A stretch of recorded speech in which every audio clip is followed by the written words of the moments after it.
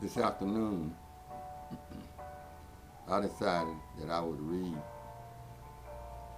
to whoever out there that's doing this particular video, read from my book called The Whispering Call, which I published many years ago. The reason for reading the first chapter is for those who didn't understand why I made that trip along the coast of West Africa. Maybe it would answer some questions if you didn't read the book. It's around about 1 o'clock in Houston, Texas now. This is where this is coming from. Chapter 1 of The Whispering Call. Here it is here. It goes like this. The first chapter. On my way to Houston International Airport, destination West Africa, I thought back on the many reasons for this journey and the sacrifices that had been made. For months, I worked long hours alone in my boutique shop and saved for the trip. I even borrowed money on my car to help pay for the plane ticket, but it was worth every effort. In my childhood, I remember how going to the movies on weekends was a special treat. Some movies were about a white jungle man called Tarzan swinging from vines through the trees. The natives feared him and would run through the jungle. We laughed at the natives. We saw Tarzan as the hero and the natives as villains. After the movies, we teased each other about looking like natives. Fights broke out and hot tempers erupted. No one wanted to associate themselves with the natives. The primitive image of Africa portrayed in the movies and media became embarrassing. After high school, I attended Wiley College in East Texas. A Nigerian taught a humanities course there. Njuka walked proudly and spoke distinct English. I wondered, how could such a man come from the jungle? Was there another side to Africa? In the 60s, certain black leaders talked positive about Africa, explaining the cultural background that black Americans had in common with Africa. That was news to me. My interest in Africa grew stronger. But wasn't Africa only about natives running through the jungle? What was my connection to Africa? I needed questions answered. Words was not enough. Years later, I discovered a hidden talent that altered my life. With the encouragement and training of my mother-in-law, I became an expert tailor. She was a self-taught seamstress and showed me the unique style of pattern-free sewing. I opened a small shop in the community manufacturing and designing fashion. African style contemporary clothing became my trademark. Each year as the business grew, the journey to Africa seemed more likely. My determination increased, as did my beliefs.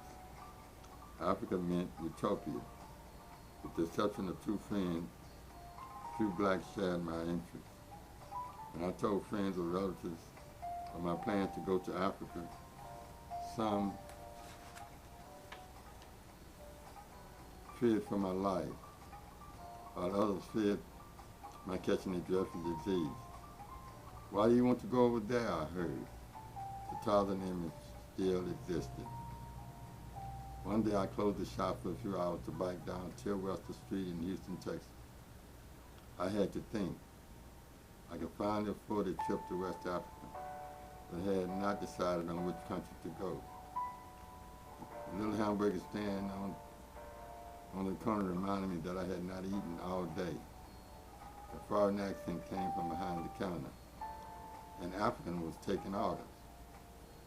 He seemed friendly. There were no other customers, so we talked for a while. His name was Sam Hamilton. I thought, an African named Sam Hamilton? He attended Texas Southern University. I told him of my plans to go to West Africa. He smiled broadly. Which country are you going to? I paused. Well, I'm not sure. I haven't really decided yet. Well, I am from Sierra Leone. It is a very beautiful country.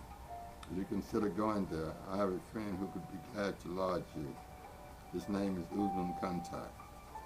Our people welcome strangers and will even quarrel as to which home we should visit first. I asked, is your country small? Yes, it is small and borders the west coast of Africa. I had not heard of Sierra Leone, only Ghana and Nigeria. A small country appealed to me, and the name Sierra Leone was fascinating. Before leaving, we exchanged addresses and phone numbers. For several days, the name Sierra Leone kept ringing in my ears. Finally, I decided I must go to that country. I hurried to tell Sam of my decision. He was elated with the news. I will write Uzman right away so he can prepare for your arrival. I will write another letter for you to give to my mom. Tell her that I am studying very hard for my master's degree at the university. I know that you will enjoy my country. I snapped back to the long drive to Houston International. We approached the airport exit. I checked my pockets for the $300 I had saved. It was my total savings, but I felt proud. The dream was about to come true. Pause for a second.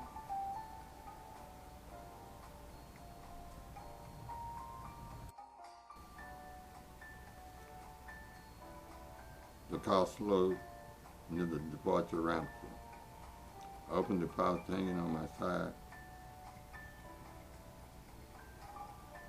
and checked for all travel papers and passport I received in the mail. I cherished that little book like a precious gem. I turned the pages to the Sierra Leone visa, took a deep breath, then smiled at the international stamp. My father drove me to Delta Airlines. It was only my second flight. As I got out the car, my father was silent.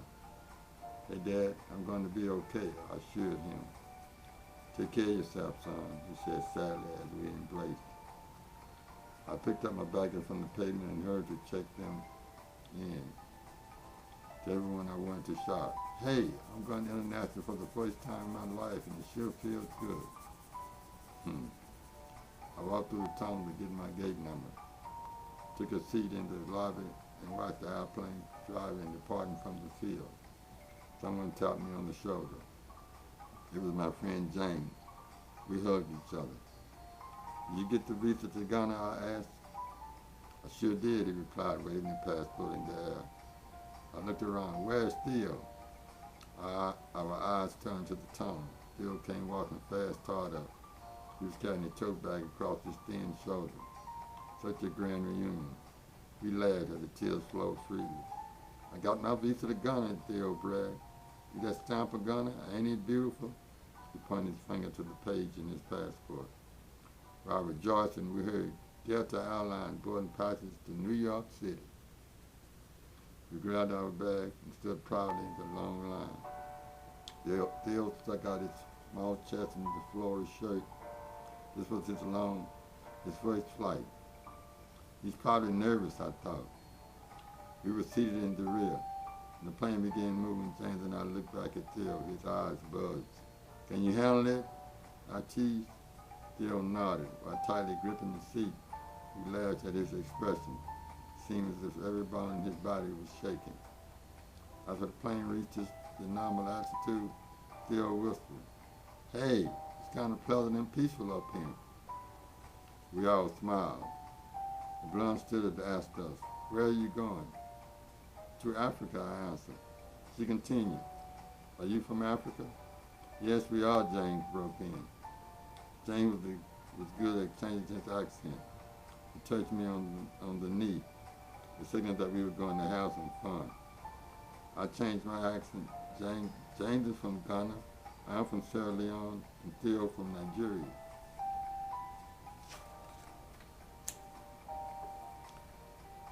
Theo said little. James and I became the actors. How do you like this country?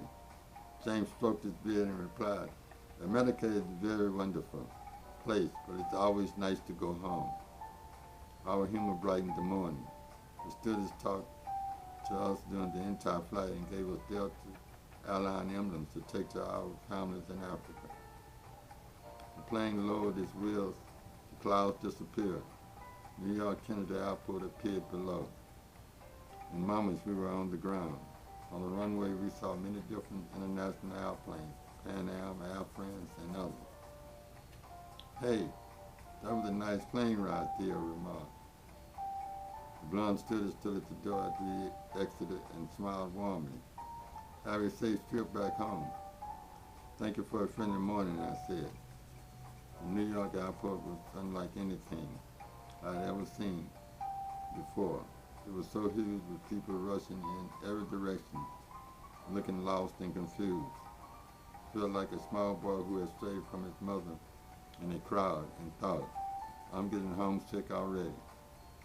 Theo and James and the third name that we could not make out were being paged.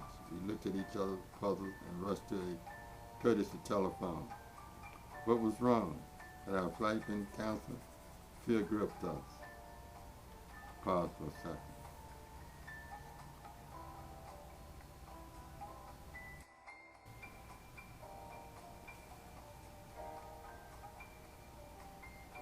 James picked up the courtesy phone. His worried look changed into a blank stare as he heard the message. He put the phone down slowly. Y'all ain't gonna believe this. They got a limousine waiting for us outside. Are you under suspicion, Blood Theo? Are we under suspicion, Blooded Theo? Then James snapped his finger. Hey Larry, you're supposed to be a prince. Don't you remember? Prince Ekwan of Nigeria. Ms. Fantino at the travel agent said that he had canceled his reservation at the last minute. She gave you his reservation. So I guess we can go along with the courtesy package and all the trimmings. Cheer up, everybody. We are traveling with Prince Ekwan. We strutted to the limousine. We sat tall, regal in the back seat during the 5-minute drive to the Pan Am terminal. I thought, thank you, Miss Fantino.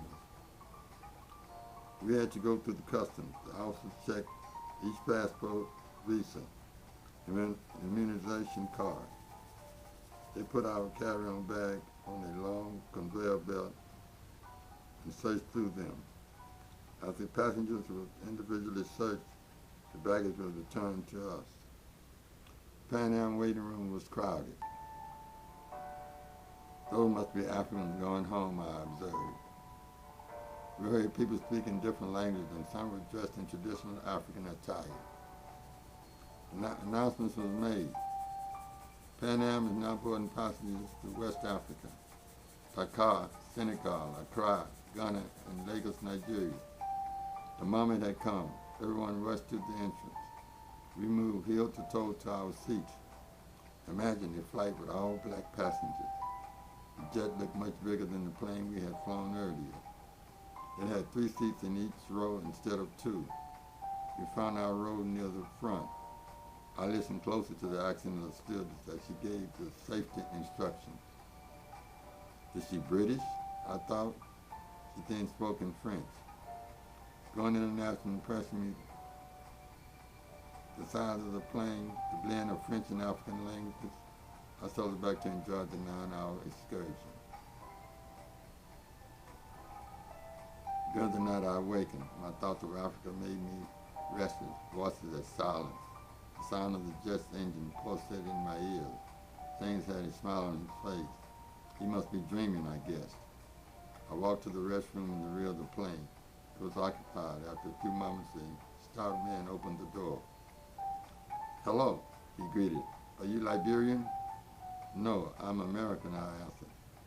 You look just like a man that I knew in Liberia, he explained, holding the restroom door open for me. The morning sun pierced through the clouds. I raised the shade to the top of the window. Sunlight woke James and Theo. James wiped his eyes. Look at that sun. What a glow. Man, we must be in the tropics, said Theo. Ladies and gentlemen, we will arrive in Dakar, Senegal in 45 minutes, announced the stewardess. Passengers who travel to Ghana and Nigeria can receive a reboarding pass at the gate. When the plane reduced altitude, we could see villages surrounded by tall palm trees. The wheels sprang from beneath the plane, then squeaked as they touched down. James, Theo, and I congratulated each other and laughed with excitement. We were in Africa. Pause. We'll tell you more later.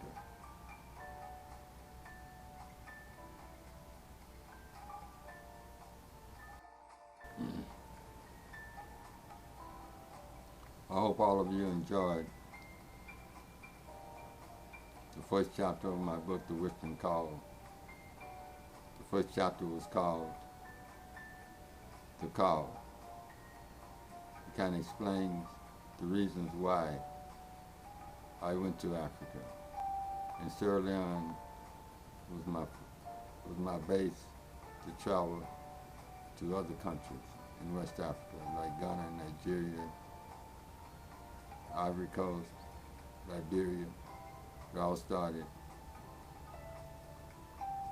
from my travels to Sierra Leone. Sierra Leone had a mixture of people from Nigeria, some people from Ghana. So I was able to gather a lot of information about that culture. Thank you for chiming in. Until the next reading, have a great day.